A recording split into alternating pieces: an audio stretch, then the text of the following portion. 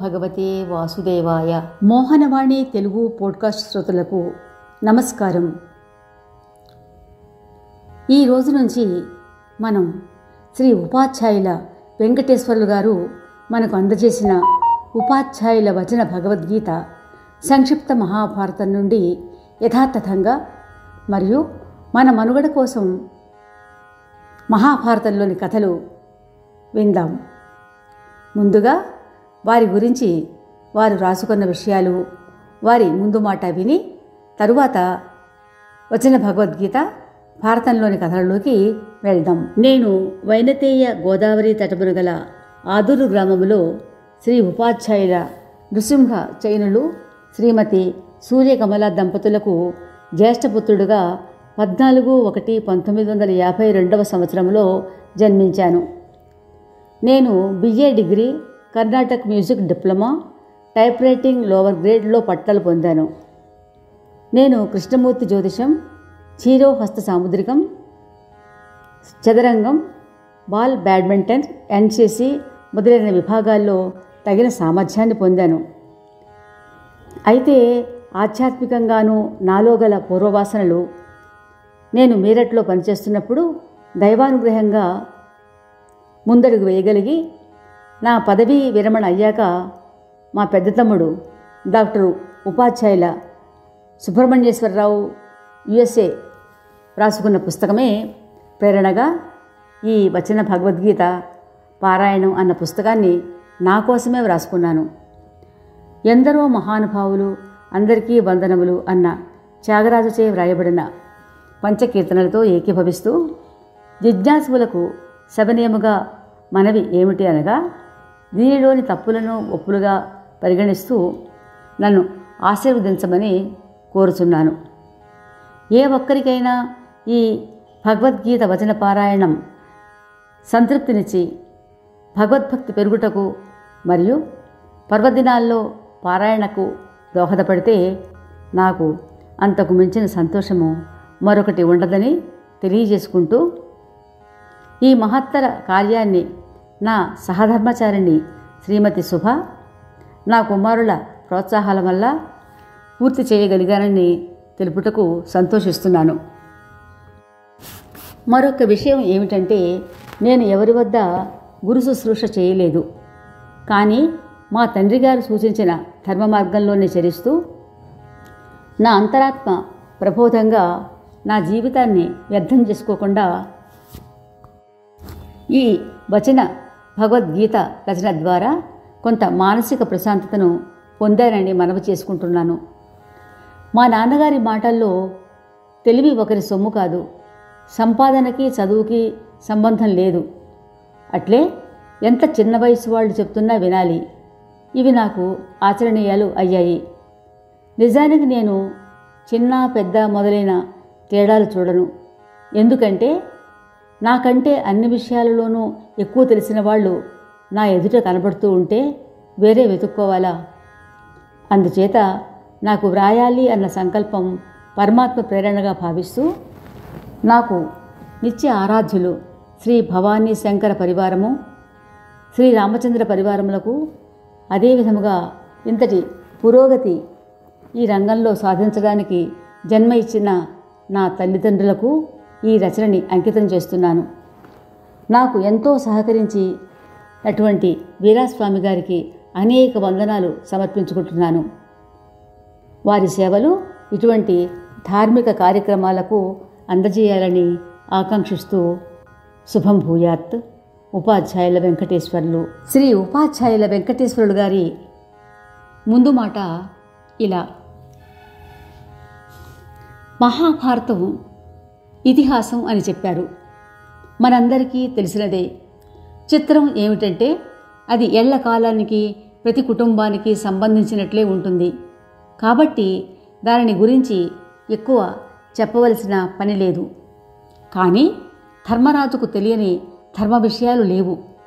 అయినప్పటికీ ఆయనకు ఎందరో మునులు, ఋషులు అప్పుడప్పుడు కొన్ని సందర్భాలలో ధర్మ సూక్ష్మాలు చెబుతూ వచ్చారు. అయినప్పటికీ భీష్ముల వారు శరతల్పం మీద ఉన్నప్పుడు శ్రీకృష్ణుని ప్రేరణతో ధర్మరాజు ఆయన వద్దకు శ్రీకృష్ణ సోదర సహితుడై వెళ్ళి అడిగితే ఆ భీష్ముల వారు ధర్మరాజుతో, అన్నీ తెలిసిన శ్రీకృష్ణ పరమాత్మ ఎదురుగా నన్ను ధర్మాలను చెప్పమనడం ఏమిటి అనగా, శ్రీకృష్ణ భగవానుడు, పితామహ, నీకు స్వతంత్రాన్ని ఇస్తున్నాను, నీ మనుమడికి ధర్మబోధ చెయ్యి అంటే భీష్ముల వారు భగవానునికి నమస్కరించి ఆజ్ఞను శిరసావహించాడు. ఎన్నో ధర్మ సూక్ష్మాలు చెప్పాడు. వాటిని కొన్ని దృష్టాంతాలతో చెప్పాడు. అలాంటి వాటిని కొన్ని ఇక్కడ పొందుపరుద్దాము అన్న సంకల్పం నాకు వచ్చి ఈనాడు అంటే ఆశ్వయుజ శుద్ధ విధియ శుక్రవారం 8/10/2021 ప్రారంభించాను.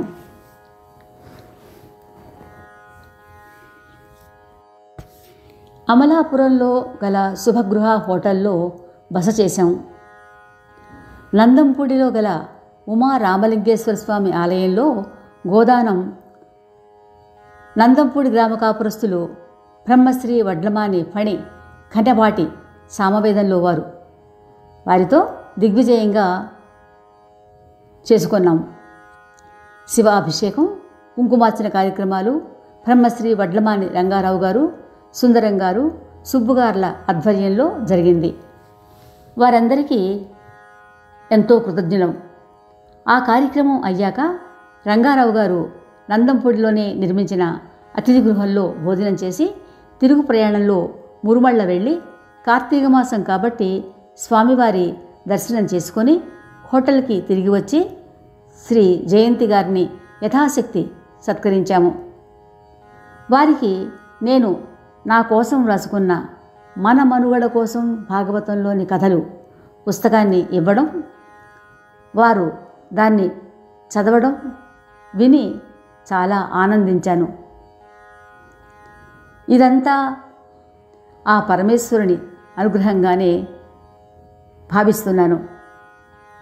ఈ విధంగా నేను రాసుకున్న పుస్తకాన్ని ధర్మం మీద విశ్వాసం, గౌరవము ఉన్న వ్యక్తి చేతుల్లోకి వెళ్ళడం ఆ పరమేశ్వరుని అనుగ్రహంగా భావిస్తూ ఉన్నాను.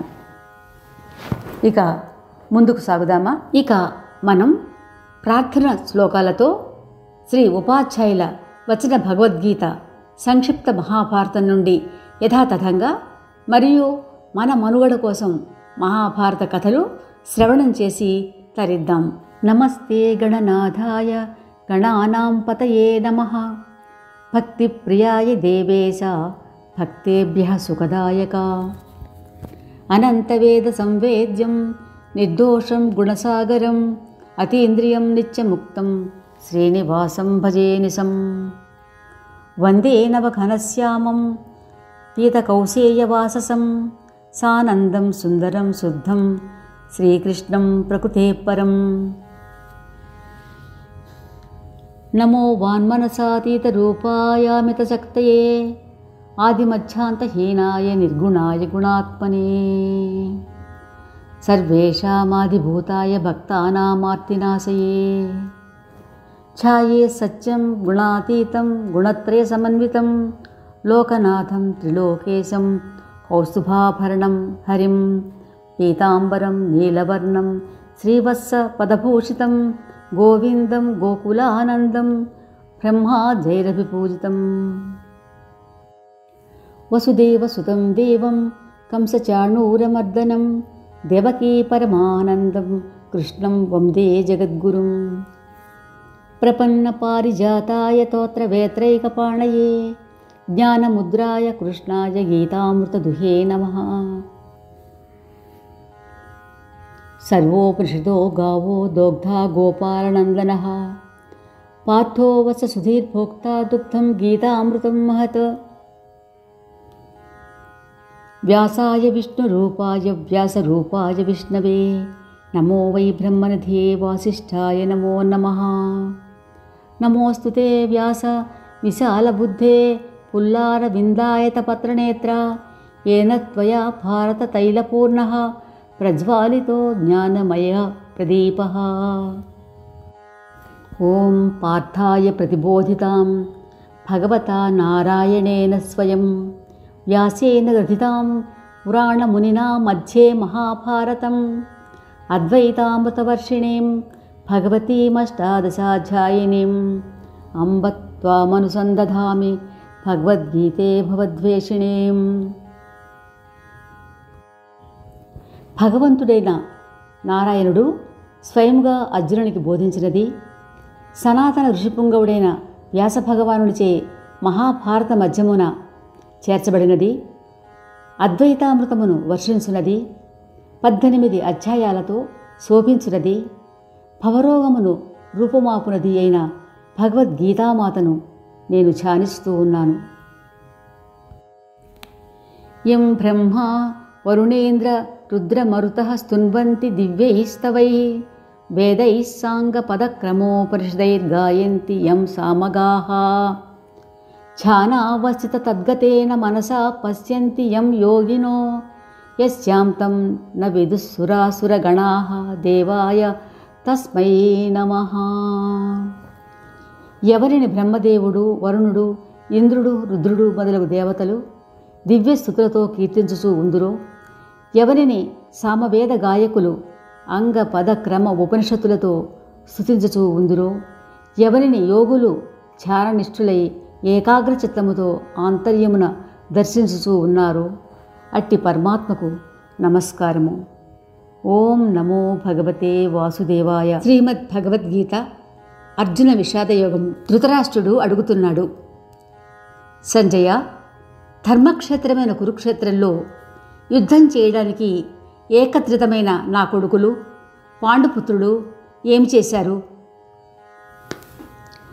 ధృతరాష్ట్ర మహారాజా, ఉభయపక్షాలు యుద్ధ సన్నద్ధమే నిలిచాయి. అప్పుడు సుయోధనుడు ద్రోణాచార్యులను సమీపించి, ఆచార్య, పాండవసేన మీ శిష్యుడైన దృష్టద్యుమ్నుని నాయకత్వంలో నిర్భయంగా నిలిచింది.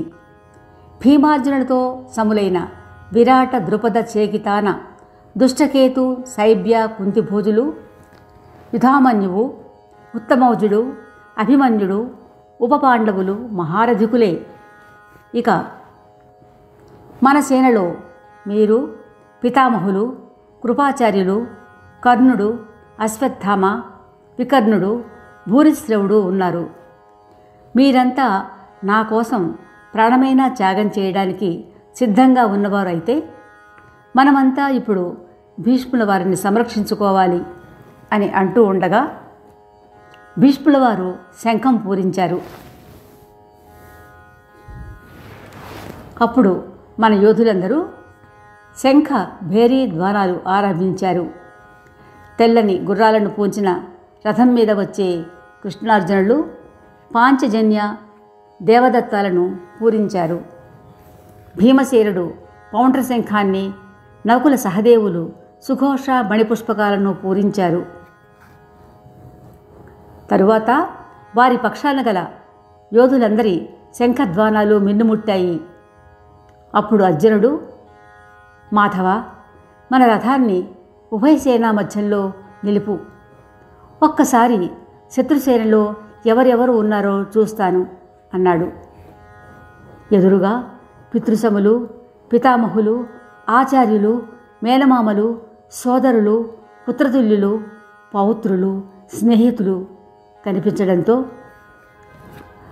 కన్నుల నీరు తిరిగి, కృష్ణ, వీరిని చూస్తుంటే నా శరీరం గగుర్పాటుతో కంపిస్తోంది, నాలుక పిడుసకడుతోంది, మనసు వికలమవుతోంది, గాంధీవం చెయ్యజారుతోంది.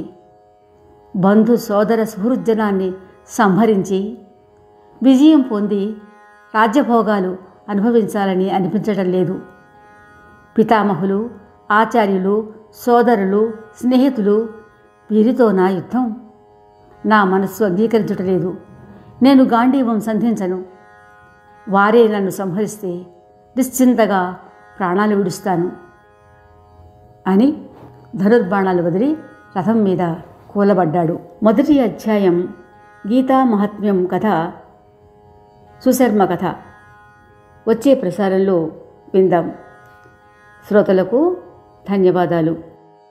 మోహనవాణి తెలుగు పోడ్కాస్ట్ వింటున్న శ్రోతలందరికీ హృదయపూర్వక ధన్యవాదాలు. ఏమండోయ్, ఇప్పటివరకు మన ఛానల్కి సబ్స్క్రైబ్ చేసుకోకపోతే ఈ క్షణమే వెంటనే సబ్స్క్రైబ్ చేసుకుని ఆ పక్క నుండి బెల్ బటన్ని మ్రోగించండి. అప్పుడు నేను చేసే అప్డేట్స్ అన్నీ మీ ముందు ప్రత్యక్షమవుతాయి.